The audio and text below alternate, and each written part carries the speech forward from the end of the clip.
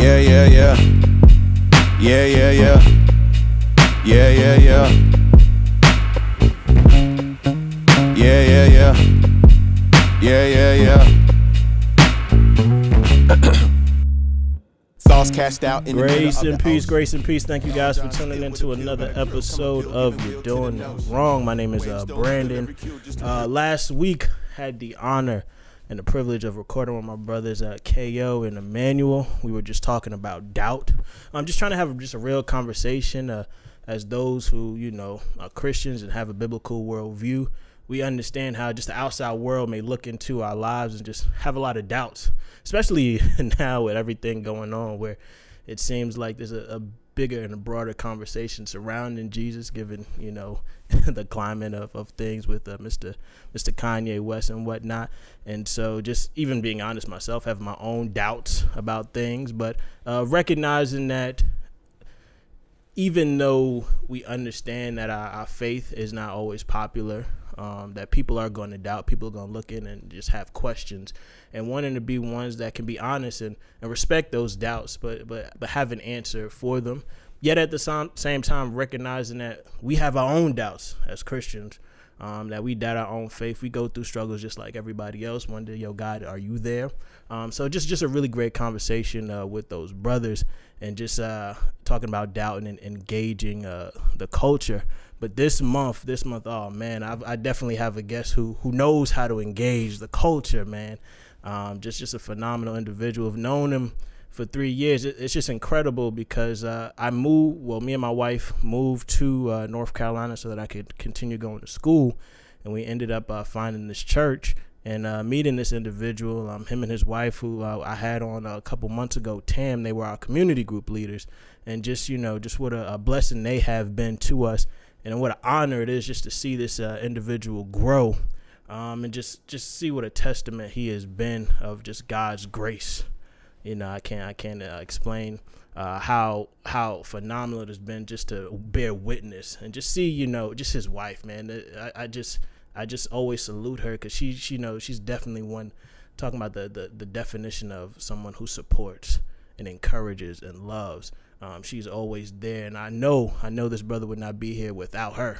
So I always, when I witness that's always something that comes to the forefront of my mind. But I'm so glad to be joined by this brother, Pat. Man, I don't even know how to describe it, man, because he creates content, and that's something that I love too, because I love creating content.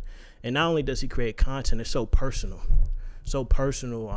and so deep, man, and just very relatable and encouraging to people. But he does it in the form of music, and his brother actually has an album that is dropping tomorrow.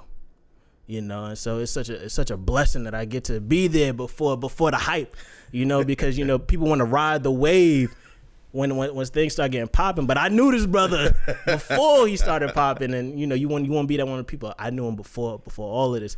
So I see good things in this man's future, because he's got an incredible album. So I don't want to just call him just a rapper, man. He's an artist. I think his wife says just a musical composer, producer, just a phenomenal artist. Believe 2 weeks ago, he had an album listening session, and it was an experience, man. It was an experience. It was so inspirational, and I can just see, just see someone who's come. I don't even want to say the end of a journey, but I know how much work it put in. But just to see somewhat of a payoff, of somewhat, man, look what I have accomplished. It was phenomenal, and just so proud, and just grateful to know this individual. But I don't want to be talking for too long, man. I'm so glad to have my brother here, Pat Jr. How are you doing, man? So grateful for you to be here, man. That was so quite grateful. The introduction. I'm trying, man. Like, I wanted this platform just because I've heard, and I hate to steal stuff from other people, but I think I've heard Charlamagne says, like, I'd rather give assists than score points, and I really believe that, man. I love just bigging up other people. Yeah. Because I'm a big fan of like paradoxes of scripture. So like in order to be first, you got to be last. It don't make no type of sense.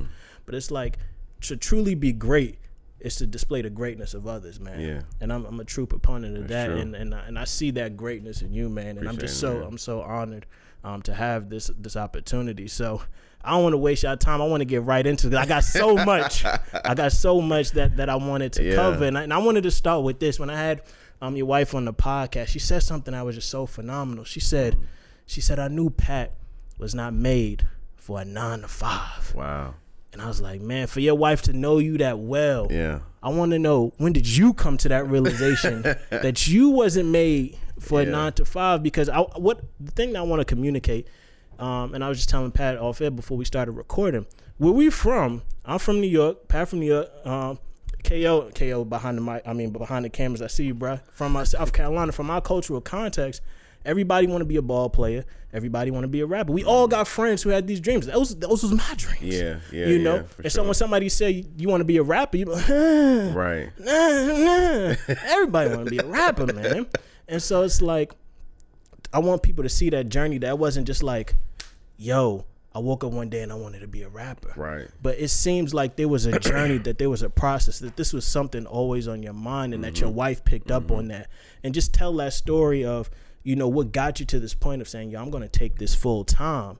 Because you were working a 9 to 5, like all of us, because that's how I met you. And I would hear you, telling these stories like, yo, I can't stand my job. And less more colorful language than we know.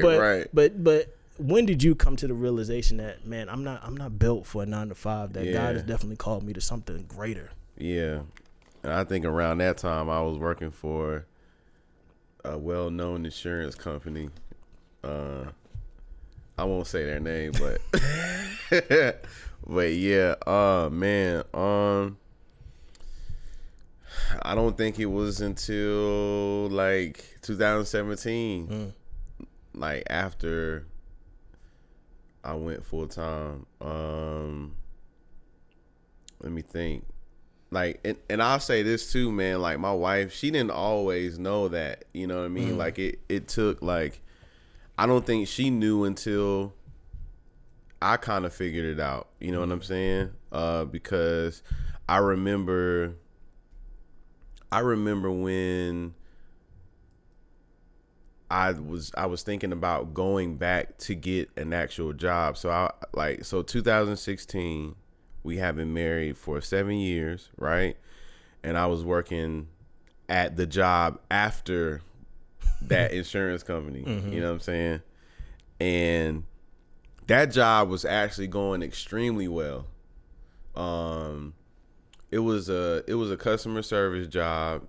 It paid, nice bit of money. I mean, it wasn't crazy because it was customer service, but like, $15 an hour for just answering the phones, and it was a cake. You know what I'm saying? That's up there, So I was working like barely full time. So I had the ability to have a couple days off or get off work at a certain time and do my music, I was working on video, I was a videographer at the time. So doing that stuff. And then everybody, for the most part, at my job, even my manager knew that I was, a musical artist or whatever, or just artist or creative. And so they were like always asking me what's going on and like how, whatever. And so I remember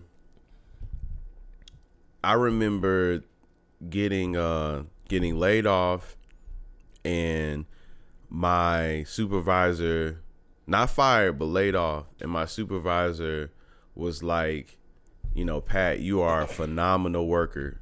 Like, he had no complaints, but it was just like purely a money thing. They couldn't keep everybody. And so that was the 4th time I got laid off. And I was actually recalling this the other day on Twitter, kind of talking about it, because August 31st was the day or the night that I actually solidified in my mind that we gonna do this. You know what I'm saying? Because me and my wife previously that week, 3 years ago, we were praying about it and just talking about it. And so a homie of mine, actually, my homie Justin Rogers, I'll never forget, he was telling me, because he was kind of doing the full-time thing a little bit too. creative, business or whatever. And he was like, yeah, man, I do Lyft and Uber on the side. And so he, I got set up with Lyft and Uber. And I remember that day I came home on October 31st after Halloween, like just picking up people and dropping people off. I had made like $600 that night. You know what I mean? So I was like, all right, like this could possibly work out. You know what I mean? Yeah. And so 2017 was crazy, just with like my music accolades in the area, like being on the front cover of the Indie. And the last person who was on the front cover of the Indie before me was King Mez. So that was a big, like, I didn't realize how big of a deal that was, but a homie had to tell me. He was like, yo, this is a big deal, bro. Like, people always respected me in the area music wise and could hear like just I don't know, I guess the expertise, as, being a music artist or whatever. But like people for the most part respected me. And so I remember getting that, opening up for Cooley at the top of the year, opening up for Odyssey, who's like in my top 5. And then like 2017 was crazy. And I think that was kind of the year that me and my wife thought, okay, because then I took my creative money and we went to Puerto Rico for our anniversary and for like her birthday, like that was. And so I think that's when we kind of knew. But then not too long after that, things got a little dark, and what solidified it was only God. Because I remember telling my wife, I can always go back and get a regular job. Because things was getting a little iffy. Like after Puerto Rico, I was like, okay, yeah. Like, we in the groove and things started slowing down. And I was kind of shooting in the dark and reevaluating some of my income. Because I had stopped doing video. And, I was like, I'm just going to purely focus on music. Because video is like, I'm not really passionate about this, for lack of better terms, like niggas be nickel and diming trying to get the discount. And I'm like, I'm tired of that. Yeah. You know what I mean? And so anyway, like I remember my wife distinctly. I think it was at that moment that it was solidified that she knew, because I was unsure. She knew that I wasn't built for a 9-to-5 job, because I was like, I will go back and get a regular job. And she said, no, like I want you to go back, but God is telling me to tell you to keep going. So how much time had passed since you were laid off at the last job till you decided, I'm going to do this full time? So I got laid off around August, which is crazy because in August I released Learning to Live in the Day, which was the album I put out in 2016. And we'll talk about this later, but it's funny how I'm 3 years later, I'm closing this chapter in my life, and we'll get to that. I know you got questions or whatever, but like I thought I knew in 2016 I wanted to do a sequel to that project, because I'm very like writer. Like I'm a writer first before everything. I'm very like movie like oriented. So I was like, I want to do a sequel to this project. Yeah. I don't know what I'm gonna call it. And so 2016, if you notice, 2016 album is called Learning to Live in the Day, and this album is called I Thought I Knew. You know what I'm saying? So I knew it's funny how everything just came full circle in its timing. But when I got laid off in August of 2016, it was still kind of up in the air. But that same year, like October, is when we kind of decided, like after doing Lyft for a little while, and then that big pot of money I brought home, getting a few video gigs here and there. I produced a few, like some artists, like their full projects, some beats here and there. I hadn't had any shows come up, like gigs, but that like it was so maybe like within like a few weeks time of because it was the end of August, so August, September, yeah, like maybe a few weeks time is when I was like we prayed and talked about it and was like, okay, like we gonna give this thing a run, you know, and just see what happens, because we really feel like at that moment it's like, okay, I counted 7 years being married, 4 times being laid off. God, you trying to tell me something? Like, you know what I mean? Yeah. And it wasn't fired, it was laid off. You know? Yeah. So how scary, and I think that's what I want to capture, because when we think rap, we kind of think just single guy, you're married 7 years in, you know, because and I don't want to speak for you, but I would assume your idea is, man, I want to take care of my wife. Right. You know, I want to be able to provide. Exactly. I don't want this instability going on. You know, I want to make sure she's secure. Right. And so to go and say, and not, I don't want to talk too much about myself, but my wife, she wants to do photography full time. You know, and so taking that just jump of like, yo, I'm not gonna have no steady income. Taking that jump, how scary was that? It was super scary, man.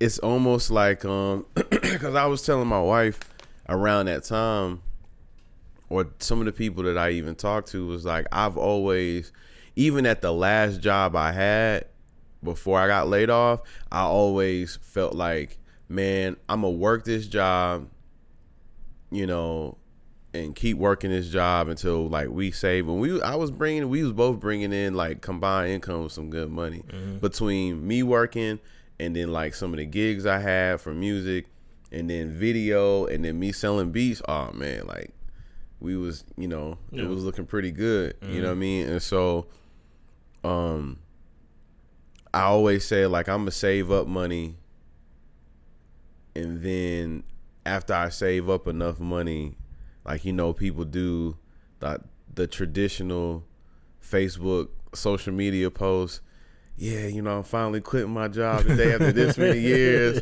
I saved up money, blah, blah, blah. And it was going to be whenever my wife felt comfortable. In my mind, I was like, whenever she feels comfortable and we kind of have that conversation, then that's when we going to do it, you know? And so, but it was scary, man, because it was like, I really didn't have too many leads at the time, like as far as shows or gigs. Like it just kind of happened all out. God really showed himself strong, because that's when I've never had anybody ask me, hey man, can you produce my full project? You know, my full album, my full EP. Or, you know, people asking me for big video jobs. Like they were like coming out of nowhere. And so it was still kind of scary, because it was like, what is that next thing that's going to come? Yeah.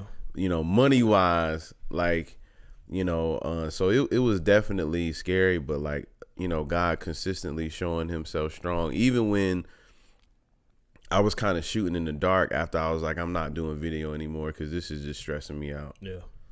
You know, and it's stressing my wife out, and it's just like, nah, like, you know, it was never something that I was completely just afraid of, because I always had people in my corner.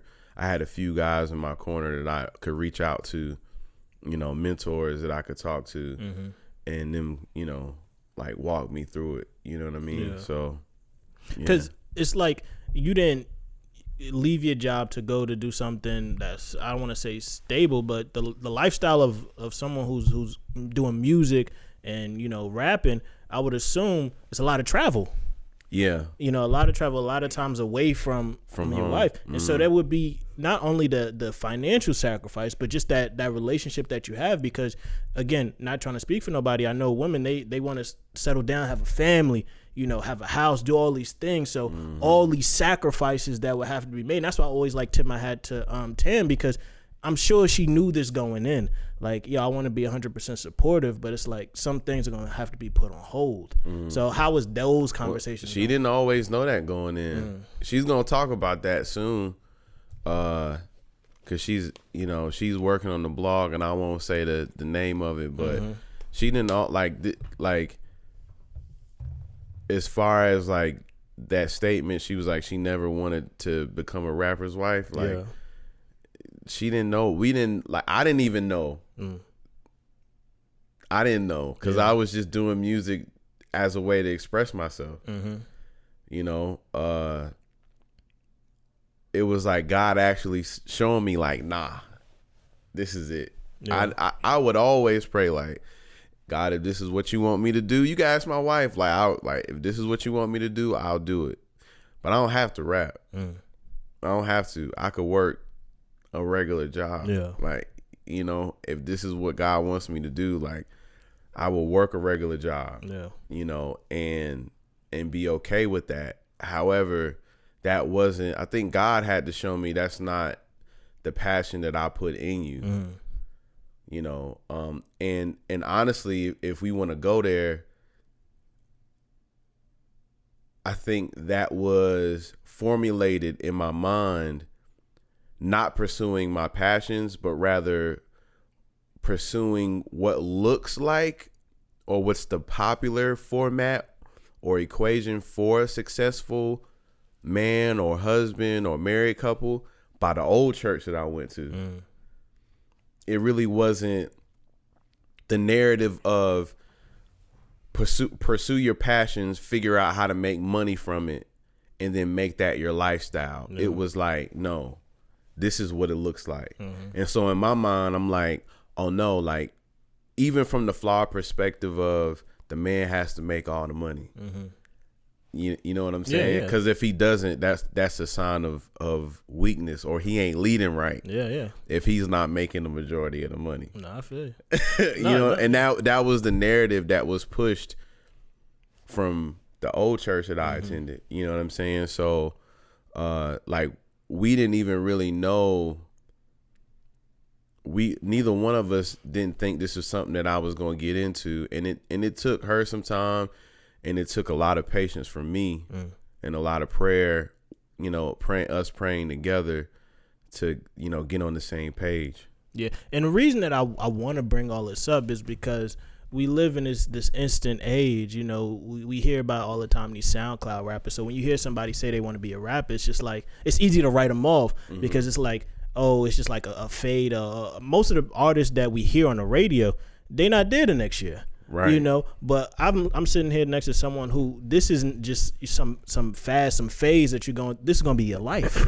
You know, this is something that you've committed to, and not only have you committed to, but you're married, so your wife's got to be on the same accord as you as well. And so I want people to know, listening, that, you know, Pat isn't just one of these, you know, rappers that you'll just hear one day to the next. I believe Pat's gonna be here for a while. I appreciate that, man. He's not one of these individuals who, you know, I just got in the studio one day and I ain't even write nothing down. I just went in there and just started rapping, and like, what, you did that? Right. That's not Pat. And so I want, and that's the thing too that I try to cultivate, is getting to know a person, because once you know them, it's like, it's easier to support, because half of these rappers, we know they song, we don't know them. And I think in your music, we know so much about Pat, and I think that's the beauty of it, where I know this brother, so I want to be there to support, because I've seen the journey, I've seen the struggle, I've seen all of that. So it's like, if I could be there to help and support, and not only that, because I don't want to just do it just as a freebie.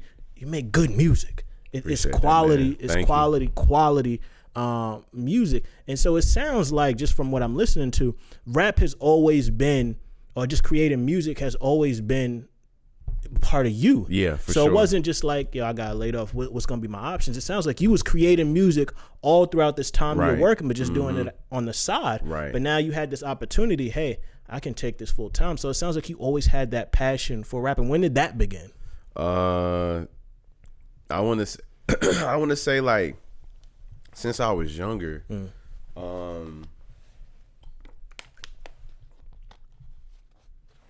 When I was, so if I go back to, man, and I said this at the listening session, like, two things my mom introduced me to was Jesus and hip hop. You know, shout out to your mom. Yeah, man. right, man. Like I said, like, she's the OG MVP. You know what I mean? And so I remember coming up, and I've told this story a couple times recently, but I remember coming up, and it kind of started when I was in middle school. But I came up listening to what my mom was listening to, which was an array of music, but like her foundation was definitely hip hop. Biggie, Pac, Talib Kweli, A Tribe Called Quest, really A Tribe Called Quest, yo. Like, that was kind of like her steez, if you will. That introspective music that was becoming popular around that time, you know. The whole Native Tongues tribe, De La Soul, Tribe Called Quest, Jungle Brothers, like Queen Latifah and her crew. And so, and then you had like moments, you know, Biggie and Tupac, you know, had their introspective moments and all that stuff. So, and then I came up on gospel, you know, Fred Hammond, Marvin Sapp, the Winans. You know, I came up on gospel, but like also like jazz, and I got into classical music. But her foundation was hip hop, you know, and so I want to say around middle school, I remember having the you know, the boom box with the 5 disc changer. Everybody had them joints, you know what I'm saying? And I had like a cassette tape recorder, and it was a homie in middle school, like he rapped, but he also burned CDs for a lot of people. And I remember he gave me some CDs with some instrumentals on them. And he was like, he was like, hey man, like, he gave me some like, you know, mixed CDs with like what was popular then. But then he was like, hey man, check these out too. Like, you know, like a lot of, he was like, I practice my raps on these. Like, you know, he gave them to me. Yeah. And so I remember I would take the CDs that that he gave me, and I can't remember the dude's name, man, but I just always knew he had burnt CDs all the time. You know what I mean? And he would sell them at school. But I remember going home, getting these CDs, writing raps to him, by, you know, and recording them by taking, like, putting the music in, playing the music from the boombox, right? And then taking a tape recorder. Yeah. And putting like rewritable. I would take some of my mom's tapes, and then some of them were blank, but I would put them in the tape recorder, press record, and then play the music from the boombox and like record my rap. So I was making mixtapes. I didn't even know it. Like, you know what I'm saying? And so, like, you know, my mom would check out like my raps or whatever, and point out the literary devices and all that I was using in my music. But even before rap, like, my mom was into poetry. So that's where my heavy influence of like lyricism comes from, is like being a writer first, being like understanding writing, creative writing first.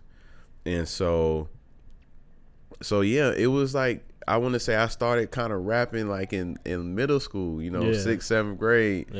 And then, you know, I put out something in high school, but here again, and I don't want to dive too much into this if you don't want to go into this, but like my old church discouraging that in high school. And I don't know, you know about G. Craig Lewis, right? You ever heard of him? Nah. So G. Craig Lewis was this popular dude. I don't know if he still is now. I don't keep up with him, but a minister or whatever. He had his DVD series. I think it was called like Holy versus Hip Hop, or the truth about hip hop. And in this series, he pretty much he took, you know, he used scripture and to point out that hip hop was evil and was satanic. Yeah. Very misused, man. And so he came to, and I was young, man, so I didn't know any better either. He came to the church that I was attending and shared his series, and I remember people like burning their CDs. And I remember, I used to be, because Jay-Z's in my top 5, but I remember when I was in high school, if it was one clothing brand that people knew me for, it was Rockaware, man. And I remember I took a huge, like 2 huge bags of Rockaware clothing and brought them to the altar. Oh, man. And so, yeah, bro, like, and so dude had a lot of people bamboozled, man. Mm-hmm. And so I remember still cutting that CD. It was positive. It was talking about God, talking about Jesus, like all that. Yeah. And I remember my old pastor standing me up in front of like over 1,000 people and rebuking me publicly for doing a rap CD. And that was tough. And so I stopped. Like, little did I know he handled that all sorts of wrong. Just totally like not biblically. Yeah. Even if I was in sin, like that is not the first step. Yeah. You know what I'm saying? That is not the first step. Clearly. And so I had stopped doing music. This was like my senior. It was probably my senior year. Because I had a friend of mine, and how I cut the CD is like, I had a friend of mine who, this guy named Clayton, he had like a professional studio set up in his home. Yeah. You know? And so I stopped in, so after we cut the CD, like he allowed me to record there for free and everything. He cut the CD or whatever and put it out. And then ultimately it got me in trouble, quote unquote. And I had stopped doing music for a while, but I just, like, I want to say, even in college, man, I was like, but I came back around to it like later in college, like maybe a year into me being married, and I was like, man, this is in me. I can't, I can't let it go. But yeah, that's where it kind of started, is when I was like, middle school, because of my mom, man. It was really like, honestly, of course I had my own experience, like my own self-discovery of music, because I grew up, or I came up in like the bad boy era, the we ain't going, no, that whole era, you know what I'm saying, when the real Harlem Shake was popping. But yeah, like those are like my mom's musical influences. It was the first kind of like inspiring moments for me. So yeah. No, I do want to go there. I think that's just hearing your journey, and just, it's almost like making so much sense, because I like to say I didn't grow up in the church. My parents went to church like on Sundays, but it's just something that you did. And I came out of a lot of, I don't necessarily call it charismatic, but that, health and wealth type of deal. So not really good, solid theology, any of that. I wouldn't say that they had this big disdain for like hip hop, but I understand people who come out of that will be like, the drums are evil, it's summoning up the demons. So I'm familiar with all that. It was, and some stuff. of that stuff was kind of that deep though. Yeah, so kind of that deep. So like, even with the last conversation I was having with KO and Emmanuel, it's like when people from the outside looking in on that, and it's like, yo, y'all are wilding as Christians, and that's the only representation of Christianity that they see, and it's like, whoa. And so once I did become saved, and just realizing how to navigate through all of this and how difficult that is, and that's why I like applaud you, because it sounds like that pastor like really got something on you, and it's like, I can't be making this kind of music no more.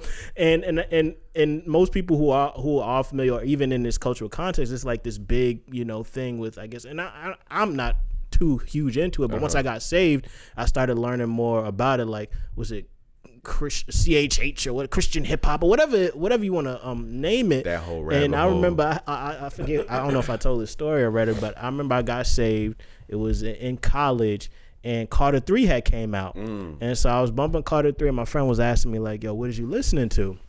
And I told him, he's like, you listening to that, Lil Wayne, this and the third. And he was like, you need to listen to this. And he put me on a Shaolin. And I listened to Sha Lin. I was like, oh my goodness, I ain't never heard nothing like this before.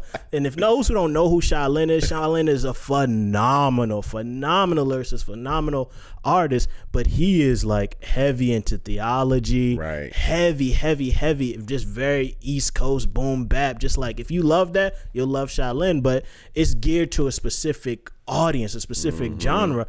And after a while, you're like, I love Sha Lin, but I don't want to listen to Sha Lin all the time. You know what I'm saying?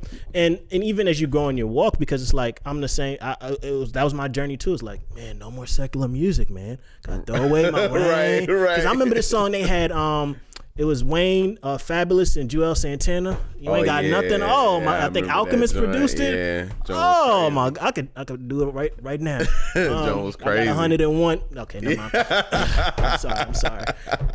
But I went through those stages where it was like, yo, I can't listen to no more secular music. I gotta listen to all of this. So it was real big, heavy, like Lecrae, The Truth, Ambassador, all those dudes. Just what was it? 116 Click, Lamp Mode. All of these dudes I would listen to, and I still have a lot of love and respect for them. Right. But yeah, as I began to grow and learn, it's like, you know, you can still have a respect for these secular artists, because my friend told me this before. He said, in any cultural context, you notice two things.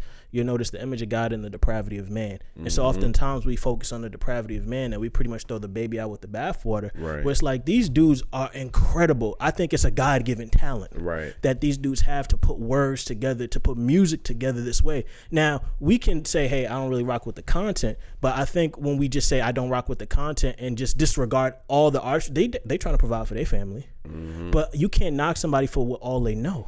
Exactly. And it's like, we got to be there just to be like, yo, applaud them where applaud is due. Right. But at the same time, because nobody's going to want to listen to you if all you say, you're not supposed to do this, you're not supposed to do that. Well, it's like, no, applaud them. These dudes are phenomenal art. I would remember like watching movies that would have nothing to do with Jesus and just be taken away like, yo, this is beautiful. Yeah. This is incredible. And that's what the Imago Dei is. Like, we see God's image in people who don't even recognize it. And I think we need to honor that. And art is one of the ways. Yeah. I say this, I say, what's the greatest art you've ever seen?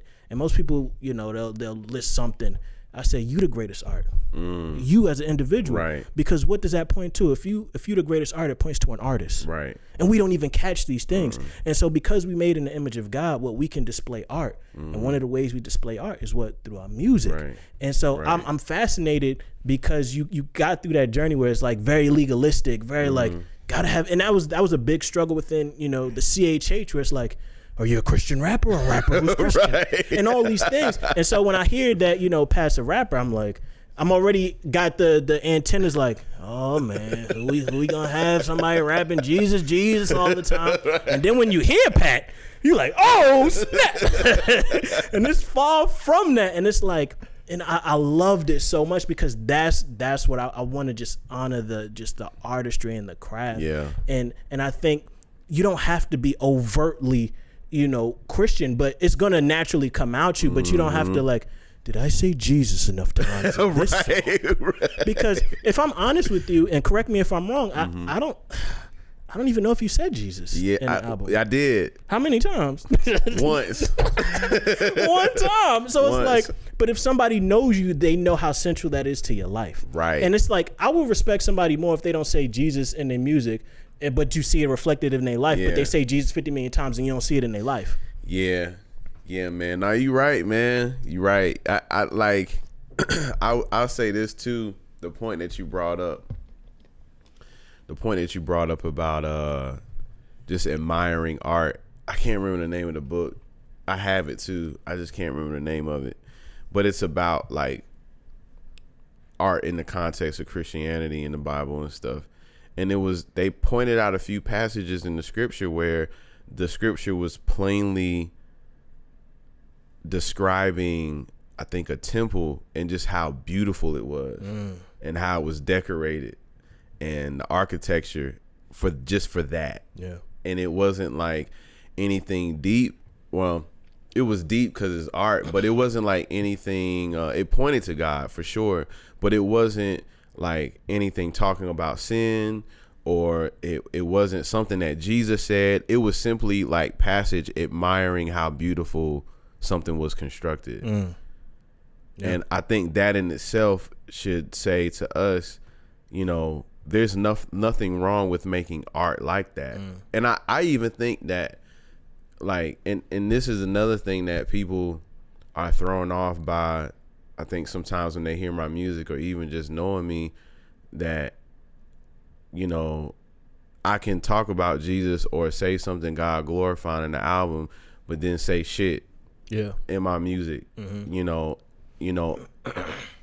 or whatever else, and I could use it in such a way where it's not pointing to anything derogatory, you know.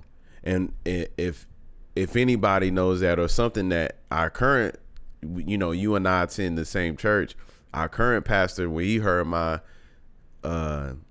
2016 album, like, he said that to me. He was like, you know, none of the profanity that you have in your album was used in a derogatory way. Yeah. You know what I mean? It like, it was done tastefully. Even in this album, because I'm pretty sure we'll talk about it, but Paranoia, I think this is the only, like, probably project that somebody's heard. No, I'm not saying from anybody, but from myself, where I drop the F-bomb. But I do it in a way that's not, it's not talking about, you know, somebody girl or what, you know what I mean? Because I think that's always like the reference, you know what I'm saying? It's talking about somebody girl or whatever the case is. But yeah, so like, I think that there's a beauty in just, like you said, just acknowledging that somebody is good at doing something. You know, all of the content we may not agree with, however, we like you say, like, we still gotta give people their flowers. Like, you can't just be a hater just because all of the content, you know what I'm saying, isn't whatever. Like, we still gotta be like, oh, yo, that person is dope. They could do whatever really well. You know, even the ones that may not be glorifying something negative. Yeah. And it's just good music or good art. Like, oh, we're supposed to stay away from that. We're not supposed to listen to that. You know what I'm saying? Just because it's not, you know. And I think I got I'll say I never categorized myself as CHH. Never. I think I just got roped into it because of just how my music was. Yeah. You know, and I just ended up saying, oh, I do whatever. I do Christian hip hop, whatever you want to call it. Like, that was always my thing. Yeah. And so, and that's a whole nother topic of conversation that we have to have. But man, like, I'll be honest, like, some of that stuff is corny, man. Yeah. Some of it is corny. Yeah. You know, and you know, I think especially because it's like put in front of you as a replacement for the, you know, quote unquote secular music. You know what I mean? It's marketed to you that way in some instances. So yeah, man. No, I really appreciate that. Like, that what you said, like, that's 100% right, man. Yeah, because like I said, the first time, because I heard I'm learning to live in a day, and I don't want to, like, you know, I bought it. You know, I want to make sure I support. I want to make sure, appreciate, you know, that, man. I bought it. I've got it in my phone, and I'm listening to it, and it's like, because you're so conditioned, you know, if someone, you know, has faith, especially Christian faith, and we saw this, and I really did not want to talk about it, but talk about it in the sense, in this light, where Ye comes out with his album, explicitly, you know, Jesus is littered all throughout it. Right. And so I've seen a lot of comments like, you know, this is somewhat the paradigm of how you should do, you know, Christian hip hop, where it has to be explicitly, explicitly, you know, Jesus in every bar, no cursing, none of that.